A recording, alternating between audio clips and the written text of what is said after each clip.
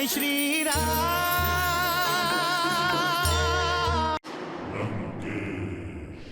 वानर जाति को अपनी पूंछ बड़ी प्यारी होती है।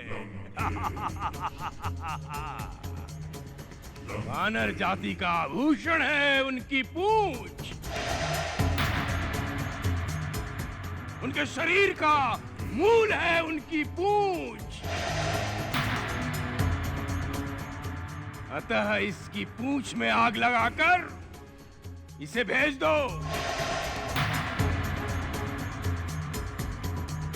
ताकि जिस राम ने इसे दूत बनाकर भेजा है, इसके जले भुने शरीर को देखकर उसका भी खून जल उठे।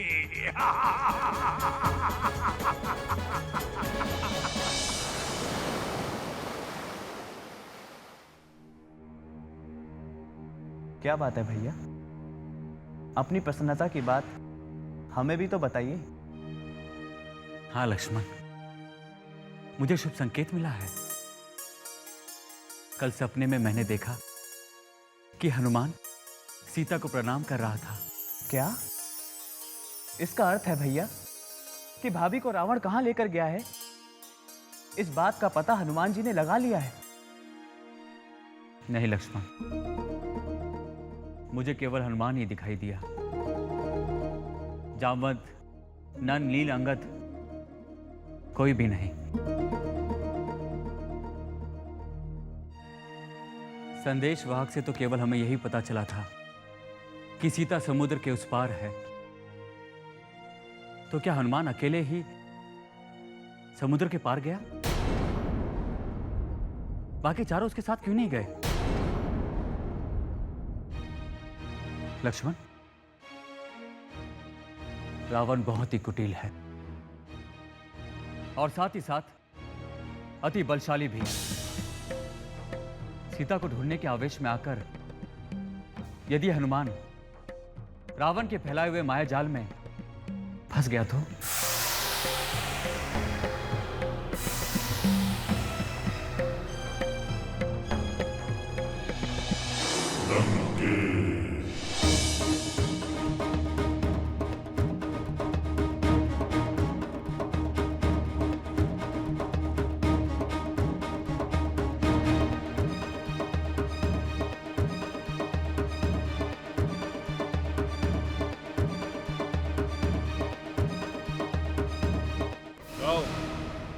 वस्त्र लेकर आओ।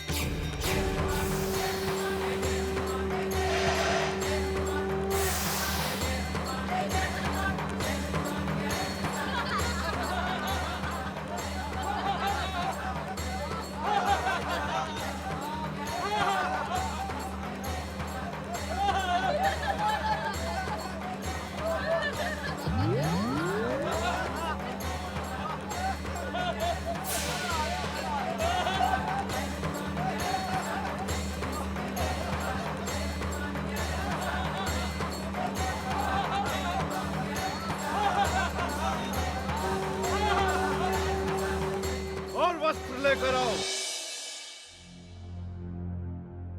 सीतामा सीतामा सीतामा, बहुत बुरा हुआ। क्या हुआ? तुम्हारे उस वानर को लंकेश ने बंदी बना लिया है और उसकी पूंछ में आग लगाकर जलाने वाले हैं।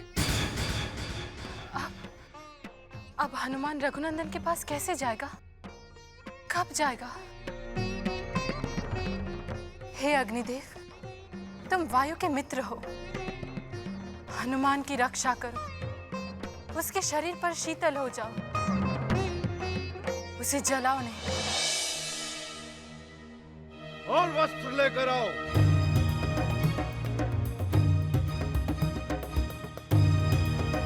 वस्त्र समाप्त हो गए। इसकी पूंछ में आग लगा दो।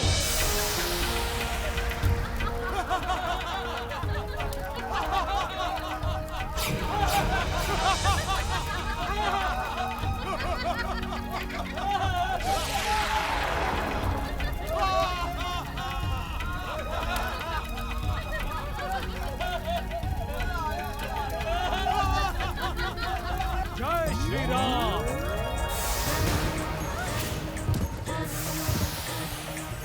आया हनुमान रे,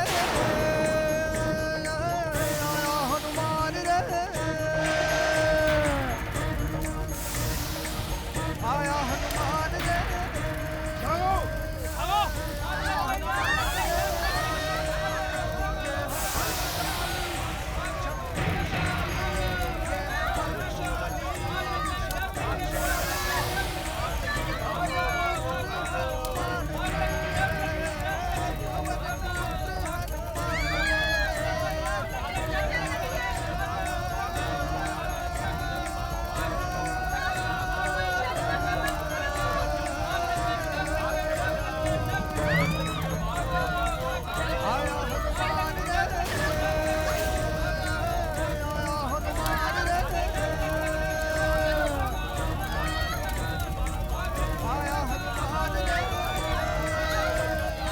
जय श्री राम।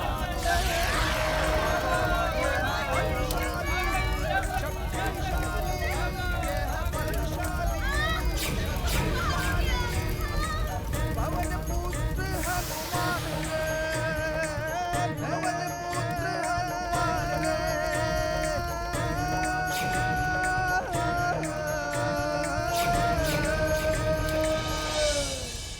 सबके सब किसी काम के नहीं। एक वानर तक पकड़ा नहीं जा रहा इनसे। आए!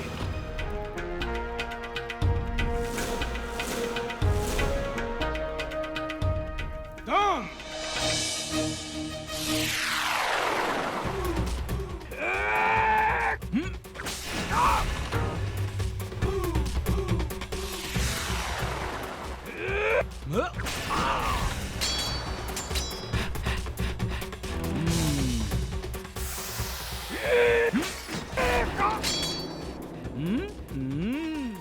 वानर!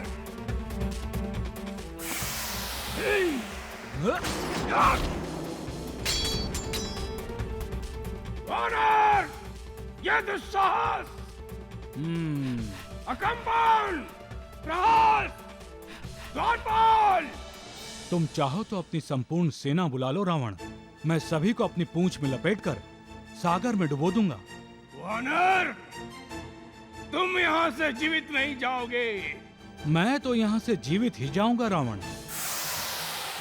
मैं चाहूं तो तुम्हें भी अपनी पूंछ में बांधकर ले जा सकता हूँ। और तुम्हें क्या रावण, संपूर्ण लंका नगरी को उठाकर ले जा सकता हूँ। परंतु मैं ऐसा करके मर्यादा पुरुषोत्तम प्रभु श्री राम का अपमान नहीं करूंगा। मैंने जो लंका का विनाश किया है वो प्रभु श्री राम के बल और सामर्थ्य की एक झलक मात्र है। रावण, इससे ज्ञान लो और प्रभु श्री राम की शरण में चले जाओ और सीता मैया को उन्हें सम्मान सहित समर्पित कर दो। अन्यथा मृत्यु को गले लगाने के लिए तैयार हो जाओ। वानर! ये कदाचित नहीं होगा। जय श्री राम।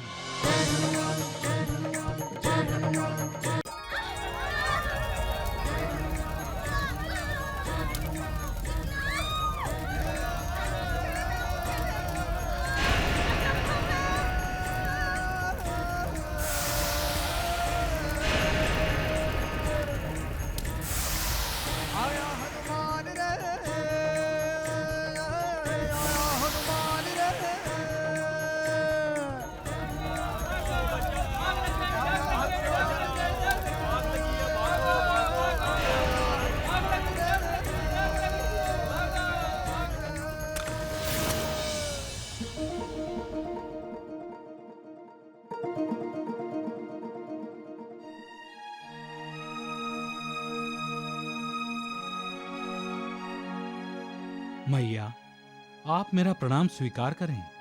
पुत्र हनुमान, तुम कुशल से तो हो ना? मैंने जब सुना रावण ने तुम्हारे पूत जलाने की आज्ञा दी है, मैं बहुत चिंतित हुई। तुम्हारी रक्षा के लिए मैं अग्निदेव से प्रार्थना करती रही। मैं जानता था मैया, यह आपका ही पुण्य प्रताप था जो अग्निदेव ने मुझे और मेरी पूंछ को नहीं जलाया। मैया, मैंने अपने शत्रु की शक्ति जान भी ली है और उसे कम भी कर दिया है। मैंने नगर के प्रवेश द्वार को जला दिया है और दुर्ग की दीवारों को भी तोड़ दिया है। इससे रावण की दुर्ग रचना शक्तिहीन हो जाएगी और प्रभु श्री राम की सेना को लंका पर अधिकार करना सहज हो जाएगा। मैया, प्रभु श्री राम की आज्ञा नहीं थी, नहीं तो मैं रावण का भी अंत कर देता। मैया, अब आप निश्चिंत हो जाइए। मेरे वापस पहुंचते ही प्रभु श्री राम और महाराज सुग्रीव वानर सेना के साथ लंका पर चढ़ाई कर देंगे और रावण का विनाश करके प्रभु श्री राम आपको यहां से ले जाएंगे। अब जाने से पहले मुझे अपना आशीर्वाद दीजिए मैया। प्रभु तुम्हें बल, शील और सद्गुणों का भंडार बना दे। तुम अजर हो, अमर हो और सदा प्रभु रघुनंदन राम के प्रिय रहो। मैया, आपने ये आशीर्वाद देकर मेरा जीवन सफल कर दिया है। अब आपसे एक प्रार्थना है, मुझे आप अपनी कोई ऐसी निशानी दीजिए जिससे प्रभु श्री राम को यह विश्वास हो जाए कि मैंने आपके दर्शन किए हैं। इस समय केवल मेरे पास ये चूड़ामणि है।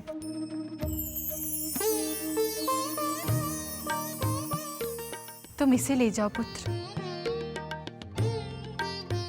इसे देखते ही उन्हें बहुत सारी बातें स्मरण होंगी।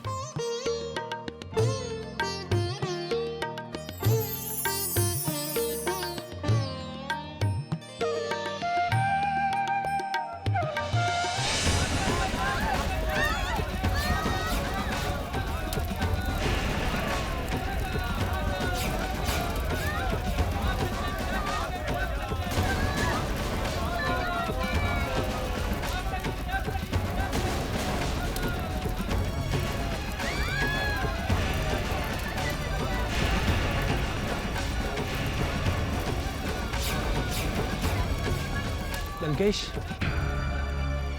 उस वानर ने तो जैसे लंका में प्रलय मचा रखी हो। ये सब तुम लोगों के कारण हुआ है। यदि तुम लोग उस वानर को जीवित छोड़ने की सलाह नहीं देते तो आज लंका की ये दशा नहीं होती। क्षमा करें लंकेश, परंतु उस वानर को जीवित छोड़ने की सलाह आप ही के अनुज विभीषण ने दी थी। तुम विभीषण पर संदेह की उंगली उठा रहे हो कंपन। परंतु पिताश्री, काकाश्री का व्यवहार संदेहजनक तो है।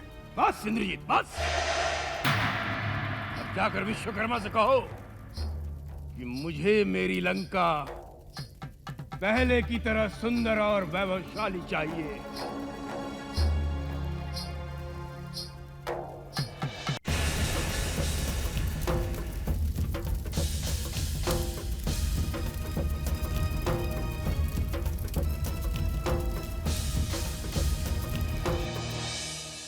मैया, मन में एक शंका है। कैसी शंका? ये चूड़ामणि आपके दूसरे आभूषणों की तरह कहीं गिरी हुई भी तो मिल सकती है। मैया, यदि प्रभु के मन में ये बात आ गई तो? पुत्र हनुमान, तुम बहुत बुद्धिमान हो। अच्छा, उन्हें इंद्र के पुत्र जयंत के कौवे का रूप धारण करने वाली बात स्मरण कराना। वो क्या बात है मैया? एक बार इंद्र के पुत्र जयंत ने कौवे का रूप धारण करके मेरे पैर में चोंच मारी तो रघुनंदन ने क्रोधित होकर सरकंडे का बाण छोड़ा। वो तीनों लोकों में भागता फिरा, परंतु बाण से न बच सका। फिर उसने रघुनंदन के चरणों में आकर क्षमा की भीख मांगी। फिर रघुनंदन ने उसे एक आंख से काना करके छोड़ दिया। उनसे कहना जिस सीता के लिए उन्होंने एक कौवे की धृष्टता सहन नहीं की, वो सीता आज राक्षसियों के बीच धरती पर धूल में लौट रही है। अपनी सीता के लिए आपका प्रेम कम क्यों हो गया? अब और देर ना कीजिए, शीघ्र मुझे यहाँ से लेकर जाइए, अन्यथा मेरे मृत शरीर भी देखने को भी नहीं मिलेगा। राक्षसियां इसे भी खा जाएगी। मैया, आप कुछ ही दिनों में सुनेंगी कि प्रभु श्री राम की सेना ने लंका को घेर लिया है। तुम्हारा कथन सत्य हो पुत्र। अब जाओ हनुमान, तुम्हारा मार्ग सुखद हो।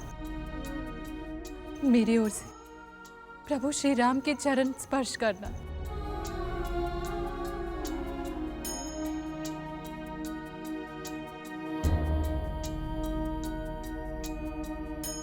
जय श्री राम।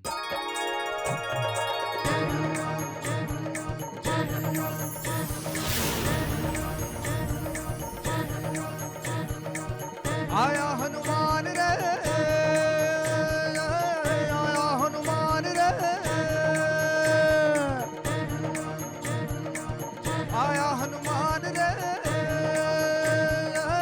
आया हनुमान। जय श्री राम। ये है बलशाली शक्तिशाली, ये है बलशाली शक्तिशाली पवन पुत्र हनुमान रे, पवन पुत्र हनुमान रे।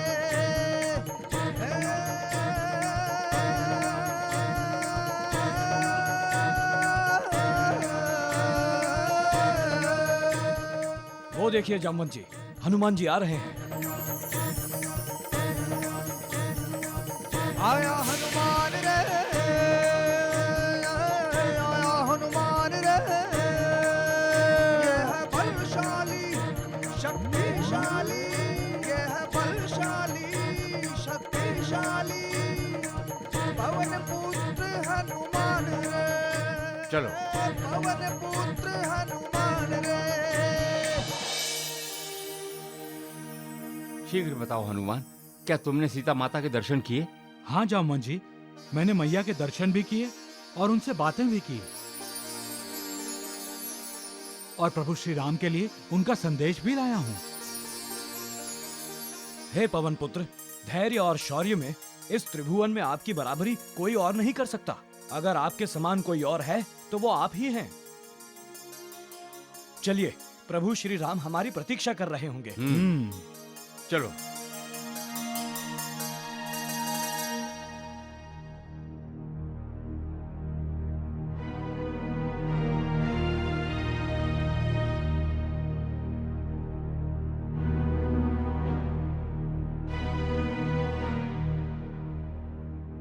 प्रभु श्री राम की जय हो।